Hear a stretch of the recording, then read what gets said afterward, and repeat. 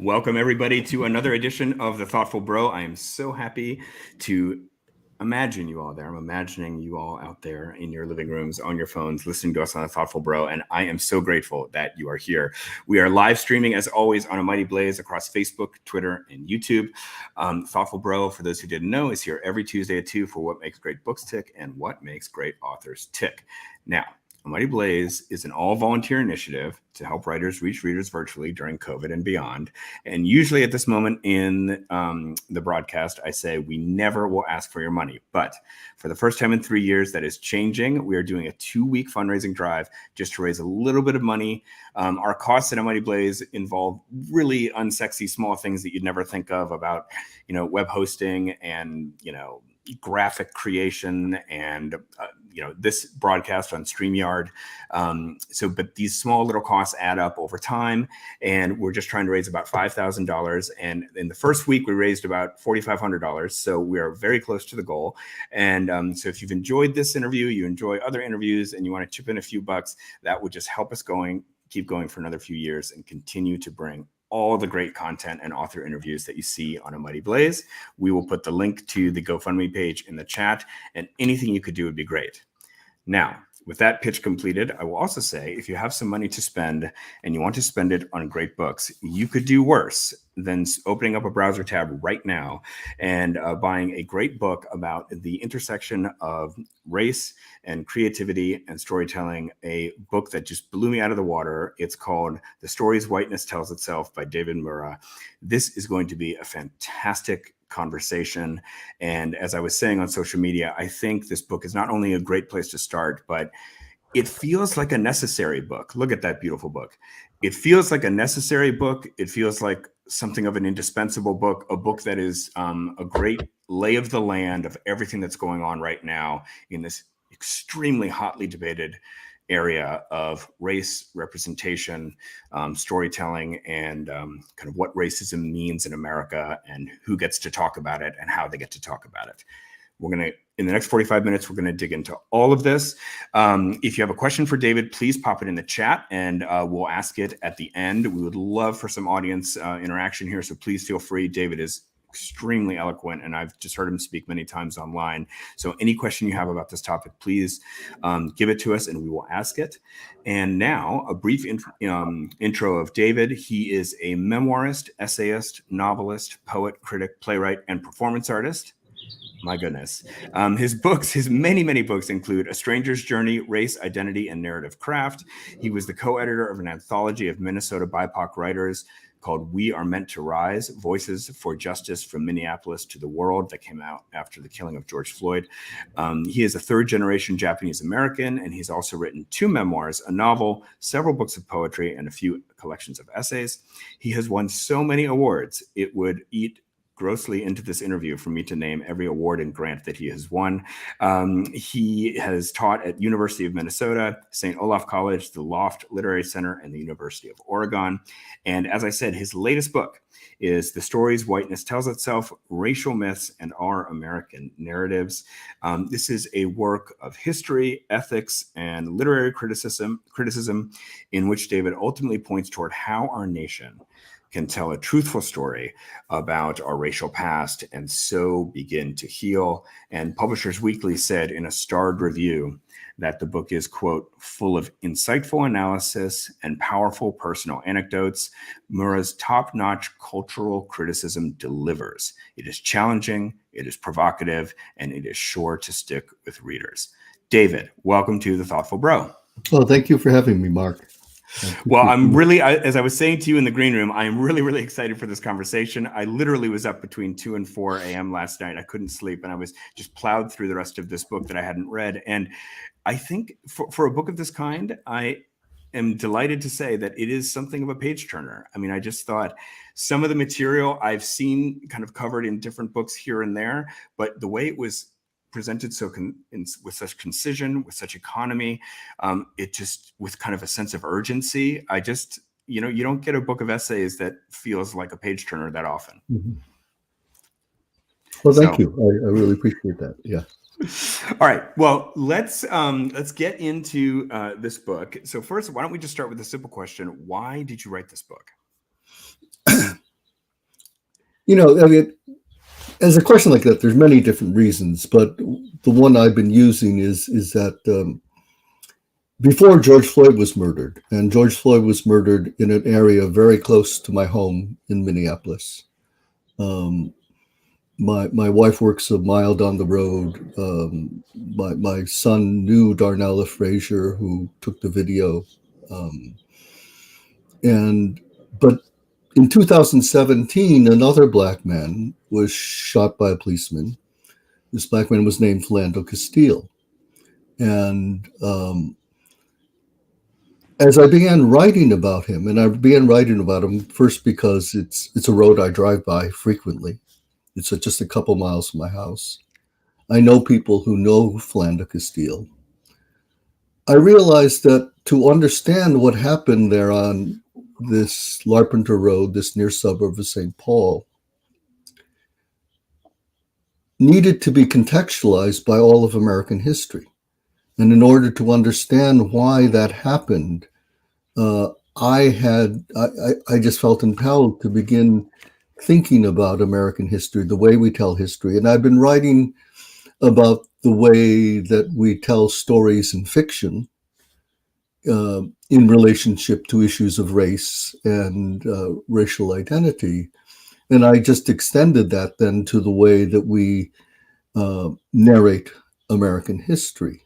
And then I think the other thing is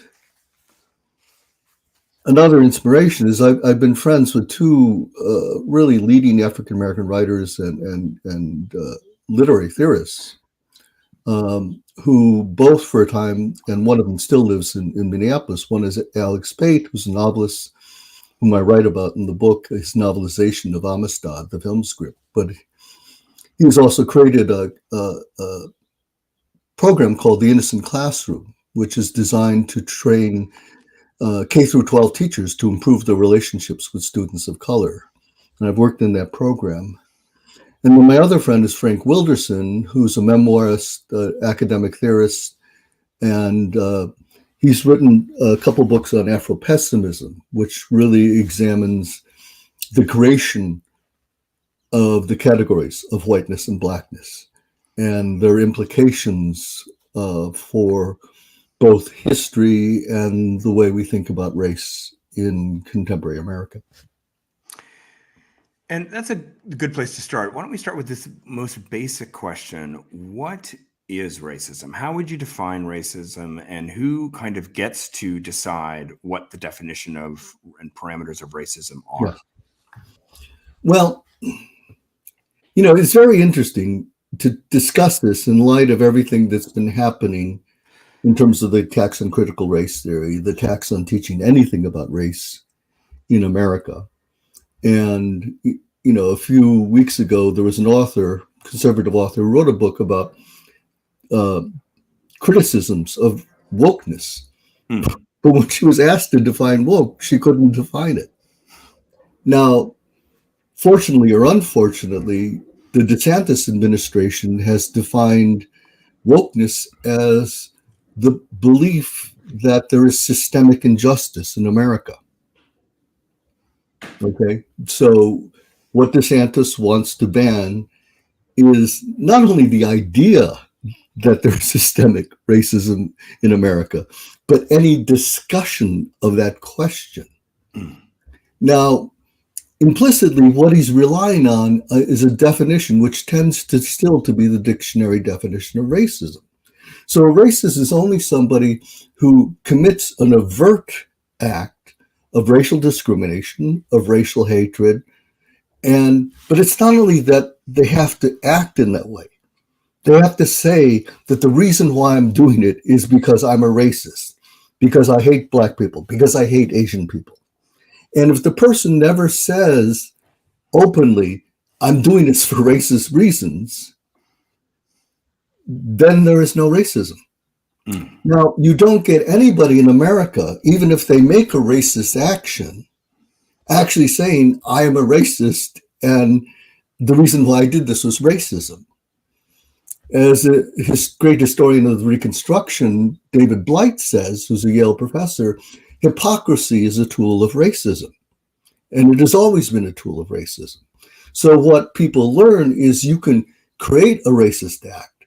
You can create an act to say, which is really specifically designed to decrease the black vote.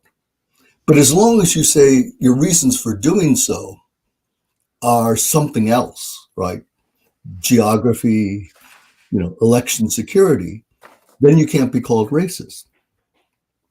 So, and this definition extends even to the way the law is interpreted.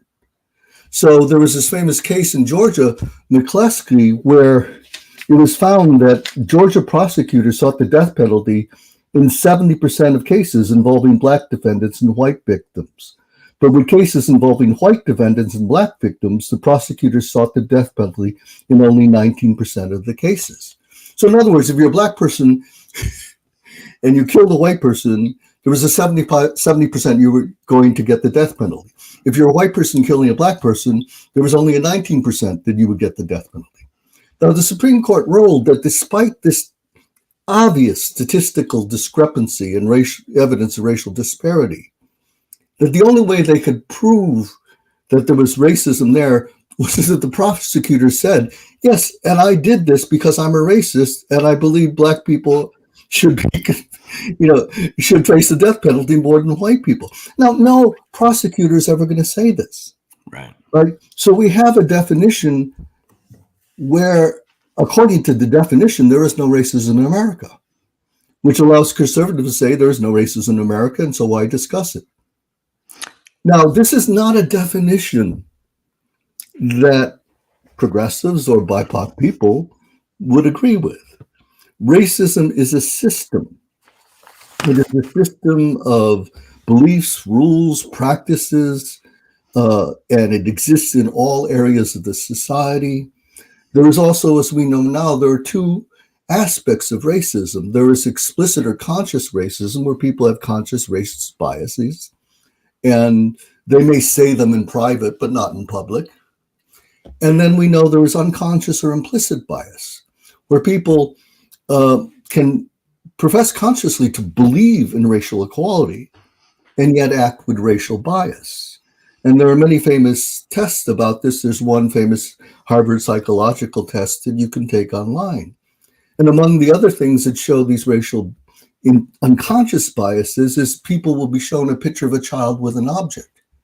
And if it's a black child, white people and even some black people will be more likely to identify that object as a gun, even if when it isn't, if it's in a black child's hand, than if it's in a white child's hand. So the existence of racism can exist in your actions, even though you don't actually believe in racism. Right. Beyond this, there are so many historical systems and rules which govern our society that people don't ever examine and just sort of accept. It's like in my book, one of the things I talk about is knowledge, how we evaluate knowledge. And knowledge in philosophy is epistemology. And part of the reason why I wrote the book is because I wanted people to understand how these difficult academic terms actually explain some of the ways racism works. So I define whiteness as a set of beliefs, rules, practices, and ideas which created white supremacy and continue to support it. And among those rules is that when we evaluate knowledge, white knowledge is always valid, objective, true, and official. White knowledge is always valid, objective, true, and official, whereas black knowledge is always invalid, subjective, false or suspicious, and unofficial, unless white people decree it is. Right. And we see this evaluation of knowledge, obviously in police accounts, where the black victim will say, this is what happened, and the police will say something else, and the courts will tend to believe the police, right? But it's also true in evaluations of literature. It's true in when patients come in to emergency rooms and say they have pain. It takes place in all areas of society.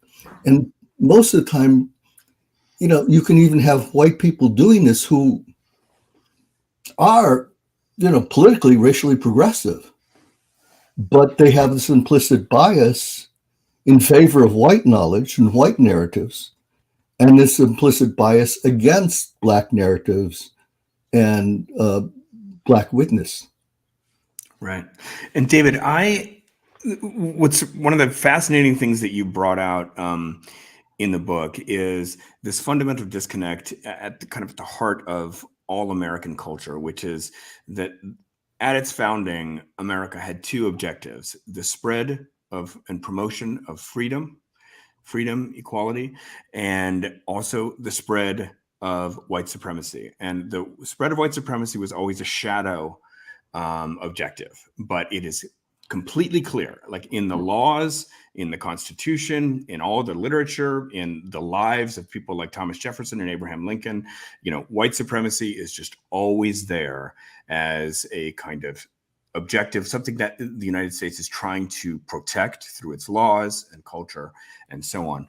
And I think that is something, if you said to somebody even 5 years ago that one of the two main objectives of the founding of America was to spread white supremacy, it would just, it would not be received the way it's received today. And I think people are open to that idea today, that white supremacy was an objective of the United States for some time, and maybe kind of unconsciously remains so today.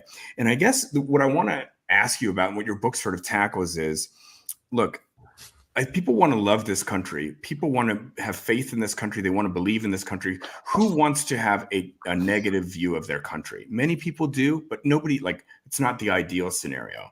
And I guess what I would just say to you is, do you believe, David, that there is a positive story to tell about America, a story that is that one can believe in, but that also incorporates the real horrors of our racial history?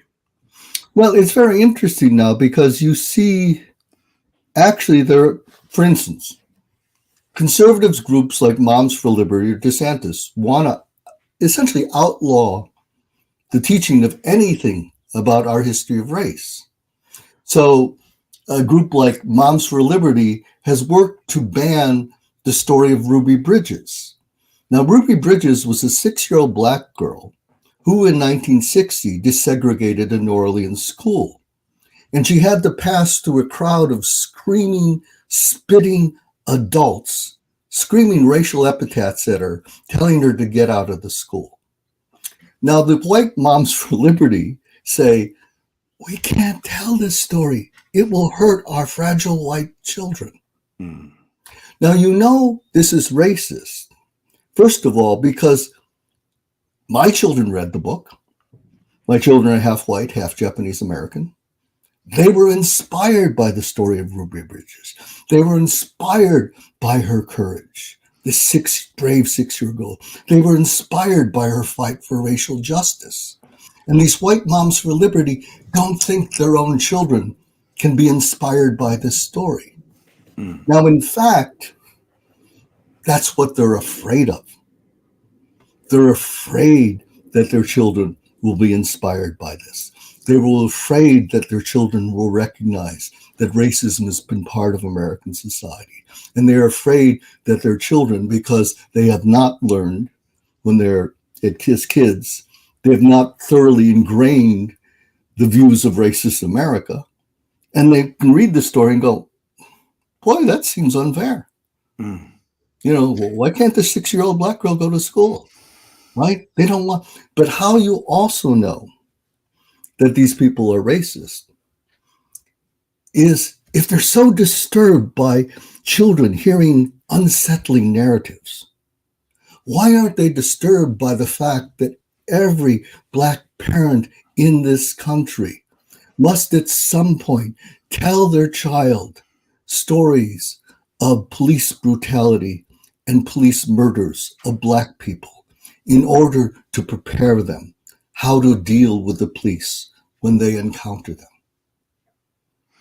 White Moms for Liberty are not worried about the fragility of Black children. They're not worried about Black parents having to constantly worry that I don't want to tell the story to my children, but I have to. I have a friend Doug Carney, who has written an essay in the book that I edited, We Are Meant to Rise, which is an anthology of Minnesota BIPOC writers. And he talks about having to tell at 6 years old his children the story of Philando Castile being murdered.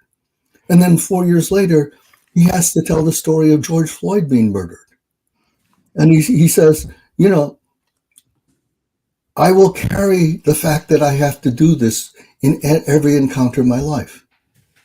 I will carry that anger that this has to be a conversation that I had to have with my 6 and then 10-year-olds. Yeah, So we want to tell this history, but if I may go on, I mean, no, please. They took Jefferson, right? Yeah. I believe Jefferson, there were so many things that were great about it. He wrote the Declaration of Independence. He was a terrific writer, terrific thinker. He helped form the Constitution. He served as third president. He was obviously instrumental in America declaring its independence and becoming a country. He was an architect. He was an inventor.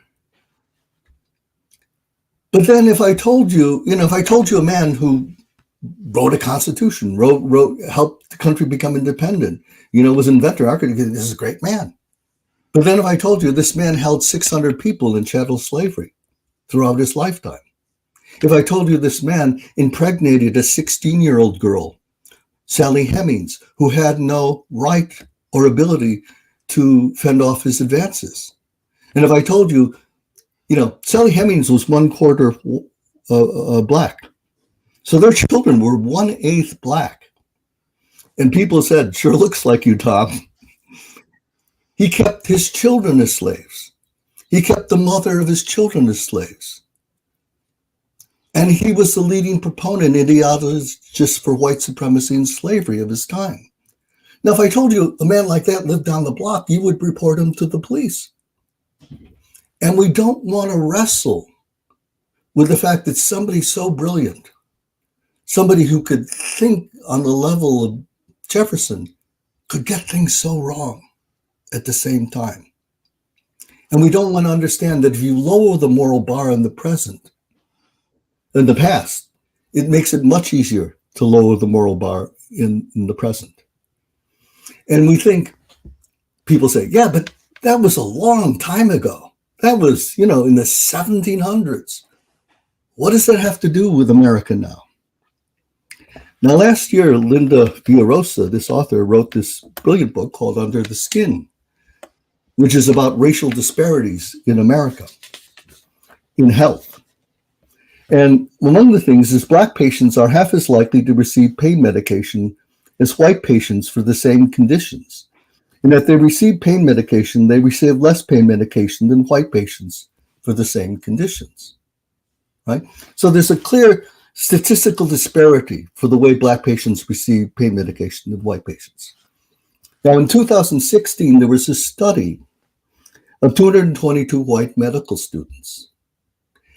And the study found that half of those medical students professed the belief that Black people feel less physical pain than white people. Half of these 222 white medical students in 2016 believe that Black people feel less physical pain than white people. Wow. Now, let's go back to the 1700s. Jefferson is saying white people are intellectually superior to Black people. White people are morally superior than white people. White people are spiritually superior than Black people. And that the reason why Black people should be slaves is that they feel less physical pain than white people. So this idea that Jefferson promulgated in the 1700s and early 1800s is there infecting the minds of half these 222 white medical students in 2016. Which goes a great deal to explain why Black patients receive less pain medication for the same conditions as white patients receive. So don't tell me it's way in the past. Those ideas are still in the present, affecting the lives of Black and white people in the present. Yeah. And I think some of the most moving passages of the book are about, when you dig into Jefferson and you talk about the origins of whiteness and blackness, and the definition of whiteness and blackness very early on, and the invention of races really in this country. All the kind of spiritual labor and psychological labor that required to convince yourself, for someone as brilliant as Thomas Jefferson to have to convince himself that this person with black skin standing before him, somebody who he shared his bed with, who was the mother of his children, was less of a human being than himself, and that his soaring words about equality and independence did not apply to the mother of his children, to his own children who he kept in bondage. And I was just very moved by that, and I'll tell you why. It's because I often wonder about this issue, like how can you make people listen to change their minds about racism, to engage with this past, to acknowledge all these troubling, horrifying things about our past. And you speak so well in the book about one of the reasons to do that is you suggest, and I'm going to paraphrase here, that a real reckoning with reality and the truth about people like Jefferson and Abraham Lincoln's, all the great things that they also did, and yet were also racists, reckoning with our past. That stark confrontation with reality can give a kind of spiritual awakening. Like that is what lies on the other side of it, a healing, a spiritual awakening. Because David, I am always looking for ways to engage people on this, and just kind of don't be lazy about it. There's something, I kind of have to cast it in selfish terms. Like there's something in it for you, Mr. or Mrs. White person, to really engage with our past in this way. And what's on the other side of it is a kind of spiritual awakening. I wanted to give the floor back to you. Do you feel like I represented that well? Yes, I think that's very much the case. And I want to start going back to that idea of knowledge, where white knowledge is always considered, a valid, objective, true, and official, right? Mm-hmm. But in actual American history, the majority of white people at any one period have been morally wrong about race. And the majority of black people have been right. About slavery, about Jim Crow, about, the civil rights movement, about police injustice. And yet white America has never turned to black America and said, we got it wrong every single time in our history, and you were right. Maybe we should listen to you.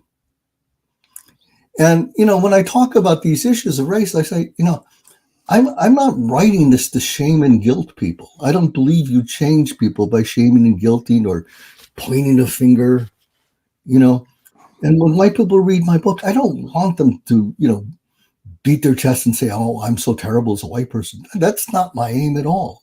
I believe we change people through knowledge and love. I love America, but I love all Americans. I love our history, but I also love the history of Sally Hemings. I just saw a brilliant play at my local theater about Sally Hemings, right, which centered her narrative, her story, her experience. And when we begin to read the experiences and narratives of African Americans, we see a whole nother side of our history. And we do see something we can be inspired by, right? We can be inspired by Ruby Bridges. We can be inspired by Sojourner Truth, right? We can be inspired by the ways that African Americans survived slavery, survived Jim Crow, right? Survive racism now. But then you have to say, like, they're my fellow Americans too. And if I love America, I'm going to love all Americans. And one of the things I say in my book is that, Helen Kubler-Ross wrote this book on death and dying, which was the confrontation with, the fact that you're going to die when people, and she said that there are 5 stages in this. The first is denial. The second is anger. The third is bargaining. The fourth is grief. And the fifth is acceptance. So denial is there's no racism in our society, right? There just isn't. Like DeSantis saying, there is no systemic injustice in our society. Then it's anger. Why are you bringing this up? We had a perfectly fine school until you started bringing up these issues. We had a perfectly fine business until you started bringing up these issues of racial discrimination. We had a perfectly fine community until you started protesting about police injustice. Then there's bargaining. Okay, well, maybe there's racism, but isn't it only a few bad apples? Mm. As Chris Rock once said, he said, well, would you want to fly in an airplane that had only a few bad apples as pilots? Would you want to be operated on a surgery department that had only a few bad apples? But of course, we understand the racism is systemic. And then there's grief. And sometimes the grief is like, I'm losing my idea of what America is, or I'm losing my sense of innocence, my sense that, and then it makes me feel bad about being a white person, mm-hmm. right? And I understand people had to go through this, but you're feeling bad about being a white person doesn't help anybody, right? And then there's acceptance. And once you have acceptance, a spiritual calm comes over you because you're not spending all this energy denying the reality around you. And then you begin opening your life up to all these other narratives, all these other experiences, all these other ways of looking at America. And you realize what a brilliant idea this country actually is, if we actually try to fulfill those ideals. What a creative society we are because we have so many different types of people. I'm third generation Japanese American. My grandfather came here in 1898. I've been here a century and a quarter. People still look at me and ask me where I come from. Now, my parents during World War II were 11, 15, and they and their families were imprisoned by the United States government because they were suspected, the whole community suspected of being fifth column spies, even though no Japanese American was ever convicted of espionage. And in the 1980s, they found evidence that the military had actually determined that the community was not a danger. But they lied to the public. They lied in the Supreme Court about this. But even while the Japanese Americans were in prison, they signed up to fight in World War II. The most decorated unit in all of Europe was the 442nd All Japanese American Regiment. But also, America at the beginning of the war went, we have white German speakers. We have white Italian speakers. We don't have anybody white who speaks Japanese. What are we going to do?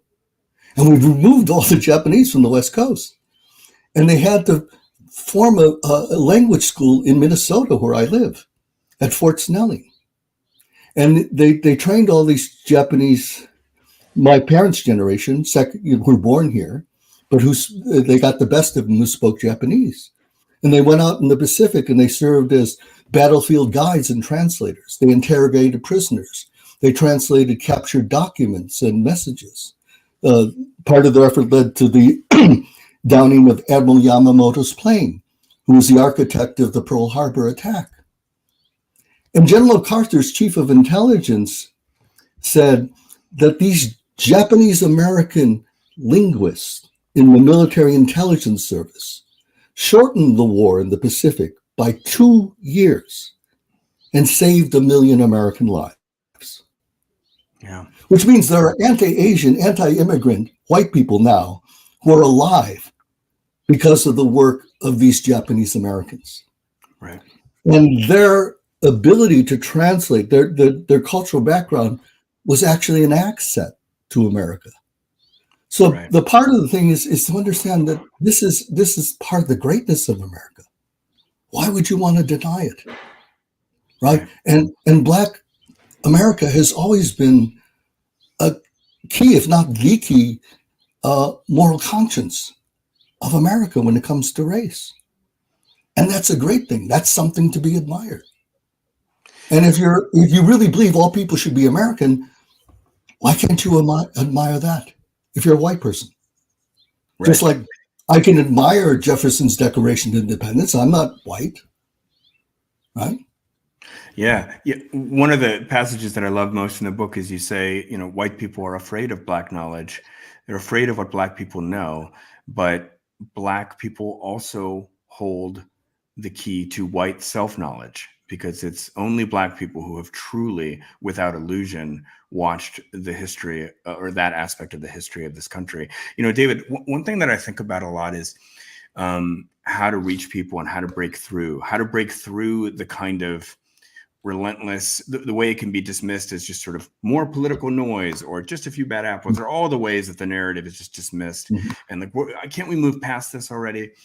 And I would just say, so I have a Black wife and 4 children. And one time I took my family to a slave plantation outside of Savannah, Georgia. And so we go and we visit, the big mansion where the white people lived, and then we go and visit, the slave quarters, the shacks where all the slaves lived. And we get in the car to leave, and my daughter, who is about 6 years old at the time, we're just driving away, and she says, "Dad, so if Nana and Papa were here," Nana and Papa is the name of their Black grandparents. "If Nana and Papa lived here, they would have lived where the slaves lived?" And I said, "Yeah, probably." And she just burst into tears. And I'll tell you, David, I mean, at that point, I had already had all 4 of my kids. I'd been happily married to my wife for 10 or 15 years. And yet a moment like that, which I'll never forget, like seeing my daughter inconsolably cry about seeing how her grandparents would have lived, that organically changed my thinking in a way that reading 100 books about racism could never do. And part of me thinks that the conversation can't really change, or can't change in the deepest, most important way, until you just deeply love somebody of another race, or see racism, the consequences of racism inflicted upon somebody that you love. Do you see what I'm saying? Yes. No, I think that's absolutely true. And in my book, I talk about, if you want to, begin to grow around these issues, you certainly have to know more. And I say, there's none of us who are perfect on race in America. There's no one who knows everything about every group. We all have things we don't know. And we all have things we don't know, right? So we should approach the subject with a sense of humility, with a sense of like, I'm here, I'm willing to learn, right? Which I don't understand why people don't do, because it's a much more interesting way to approach the world. But then if you're a white person and you don't have any people of color in your social circle, or don't have any interactions with people of color, you really need to figure out how to change that. And you need to live your life differently. Famous saying that the most segregated hour of American society is church on Sunday, right? And so you need to change your life, and you need to ask, why is it that I have no friends of color? What does it say about the way I live? What does it say about who I talk to at work? What does it say about the activities I do? And I'm really saying, you change your life to become more integrated, as a moral imperative, but it just makes life more interesting. Right. You just learn more. And why wouldn't you want to do that? I mean, I wrote this book because I wanted to understand the experience of Black America better. And it came out of knowing so many Black friends, so many Black writers and activists that are part of my life. And my life is so much richer because of that. I teach at a writers group called VONA, which teaches BIPOC writers. And I have classes where I have Arab Americans, Latino Americans, African Americans, Asian Americans, and the diversity of the stories and experiences and their connections to all over the globe. It's mind-boggling, but it's so wonderful. It's like, why wouldn't you want to know about that? Yeah. And you made such a great point earlier, and it's really brilliant. You're saying about how, your own children and other people, other school children, have taken inspiration from the way that Americans, people of color who are Americans, have resisted or reacted to or survived, endured racism. And it sort of is occurring to me live in this moment that, like, that's it's such an interesting way to frame it, that, like, look, one way to look at it is like, oh, white people don't want to feel this feeling of like, oh, we were so bad, or Abraham Lincoln was racist or whatever. But another way to look at it is there was a whole group of Americans who found ways to creatively resist and survive, and they are Americans too. Yes. And that is a story to be proud of, you know? Yes, absolutely. You know, because what people say about Lincoln is Lincoln did have racist views. Like when a group of black ministers came to the White House, he told them, the least white man is superior to the best black man. And he told them, you will never become part of America. You should, you know, if slaves are free, you should think about settling elsewhere. Now people want to say, well, you have to understand Lincoln in the context of his times, right? But people don't think, what are we saying when they say that? First of all, Charles Dickens, 20 years earlier, came to America and within a few weeks began writing about how horrible slavery was, right? So he was a white man of that time. There were white people of that time who recognized slavery was unjust. But all of those black ministers who went to see Lincoln, they understood that they were equal. Why don't we consider them part of the moral climate of Lincoln's time? And when we don't consider them, we're excising them from America, not in 1863. We're excising them in 2023. And we're saying, yeah, but those black ministers, they're not part of the moral climate of America. So you're actually making a racist move by excluding them as Americans. Right.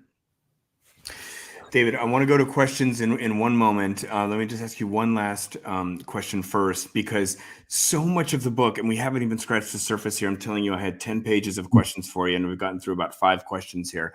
But so much of the book, and I want people who are listening to know this, is about literary criticism, and it's about kind of unpacking, you know, story like books by Faulkner, books by Toni Morrison, the movie Amistad, the movie The Color Purple, just kind of who told those stories, if they were told by a white person, what was missing, and so on, right? And it's just fascinating as a creative writer myself. So anybody who is a creative writer or a kind of engaged reader, I think will find all these literary analyses really fascinating. But just to give you a big, fat, blunt question that hopefully you can answer in a somewhat concise way. Talk to me about the way white writers write about race and the way black writers write about race. And you spend a lot of time talking about how white writers often write as if the world was race-free. They don't identify themselves as white. They write as if being white was not relevant to their experiences, where writers of color always have to categorize themselves and the people in their surroundings with race, because they can't understand their existence, or they can't contextualize their experiences without race. So I wanted to just open up that part of the discussion, but just to put a point on the question, I just want to ask you, like, can and should white writers be writing about race? Can and should white writers help change the story of the Stories Whiteness Tells Itself? Yeah, I would say that white writers are writing about race whether they think about it or not. Say I'm a white writer writing a short story, and I go, Bridget and Jeremy were arguing in their kitchen on the Upper West Side. Their apartment looked down on Broadway. It was a cool fall day. The window was open, and it goes on. We are to assume that Bridget and Jeremy are white, right? What that means is whiteness becomes the universal default. Everything else becomes the exception. Whiteness as a race does not have to be denoted, but it also means that we're to assume that Bridget and Jeremy being white is not important to their identity, is not important to their life experience. To which any reader of color would go, no, I don't think so. You know, I see Bill and Bridget as white, you know, and their being white has shaped their experience. Now, this is actually implicitly a position much more like conservative America, where we shouldn't talk about Bill and Bridget being white. It's not important to their identity. It's not important to their experience. We live in a raceless society. But most white writers are progressives and liberals and believe, you know, in racial progress, but they're using a device which really makes race unconscious and Mm. makes the racial identities of the character unconscious. Now, if I'm writing a story and I say Tom and Terry were arguing in the kitchen in Las Vegas, the window looked out on the golf course. It was a boiling summer day in July in Las Vegas. I somehow have to indicate that Tom and Terry are not only Japanese Americans, but second generation Japanese Americans, and that they were imprisoned as children by the United States government, and that has shaped who they are. Right? I can't assume that people understand that, who Tom and Terry are without explaining that whole history. Mhm. White people have a history. They have a racial history. They have racial experiences. They don't recognize it because if you're not arrested or beaten by police, you don't think about it.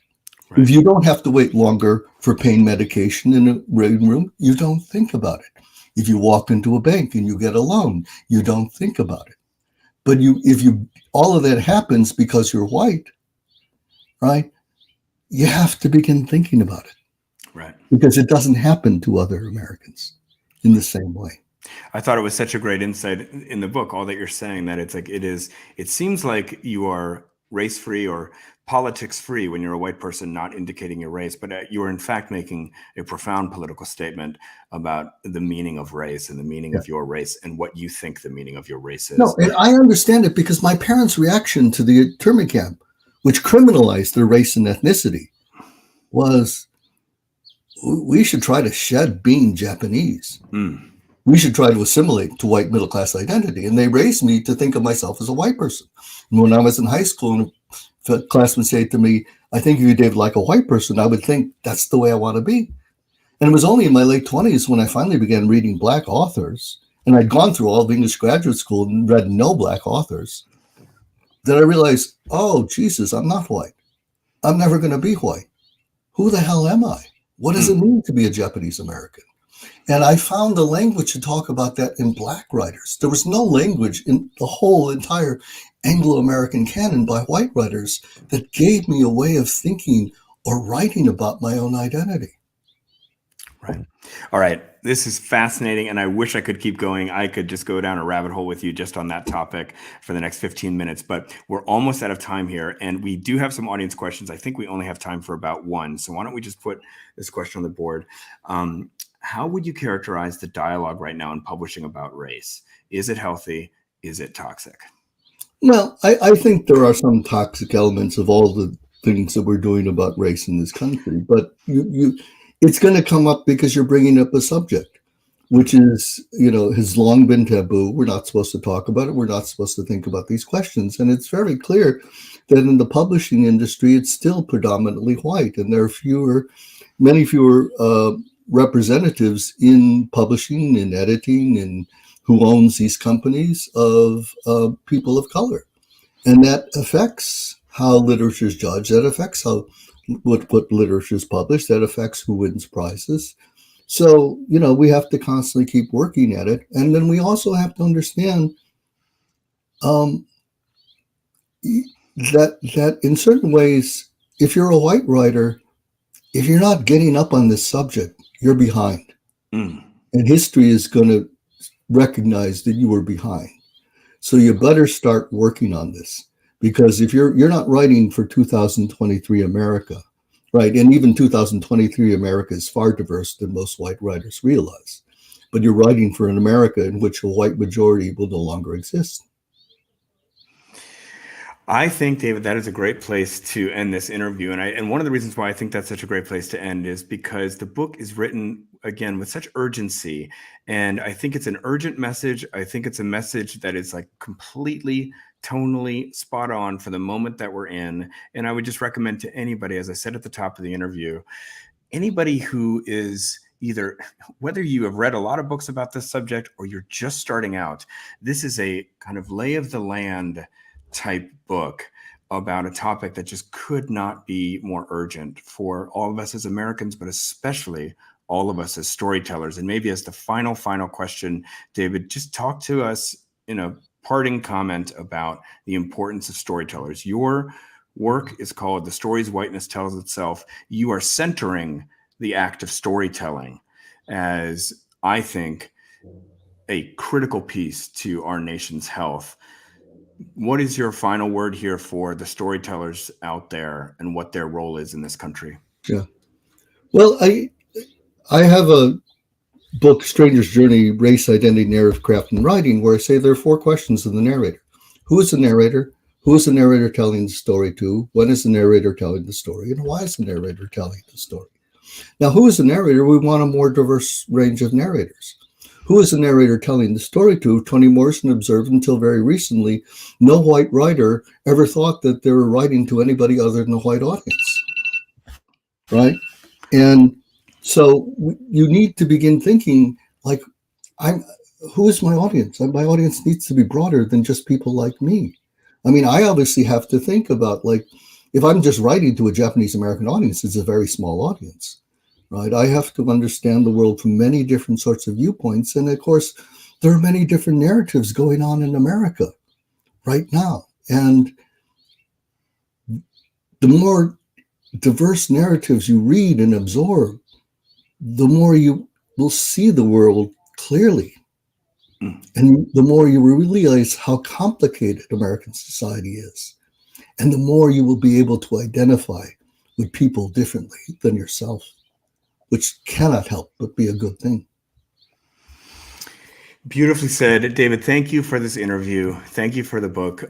People, the book is called The Stories Whiteness Tells Itself, and we're going to put a link to buy it in the chat as always. And if you have, beyond buying that book, an extra $1 or $2 to spend, please consider giving it to the GoFundMe for Mighty Blaze so we can continue to bring you great interviews like this one. David, it has been such an honor to get to know you through this interview and through this book. The book is absolutely terrific. Thank you so much for having me. I've really enjoyed this. Great. All right, folks, we'll see you next week on The Thoughtful Bro. Thanks, as always, for joining us.